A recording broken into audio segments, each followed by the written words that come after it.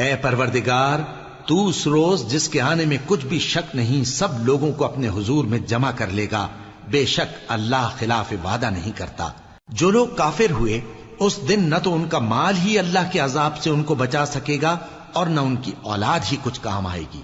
اور یہ لوگ آتش جہنم کا ایندھن ہوں گے۔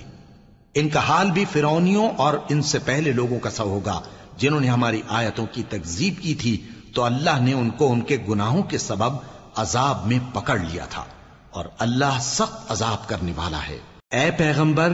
کافروں سے کہہ دو کہ تم دنیا میں بھی عنقریب مغلوب ہو جاؤ گے اور آخرت میں جہنم کی طرف اکٹھا کیے جاؤ گے، اور وہ بری جگہ ہے۔ تمہارے لیے دو گروہوں میں جو جنگ بدر کے دن آپس میں بھڑ گئے قدرت الہی کی عظیم الشان نشانی تھی۔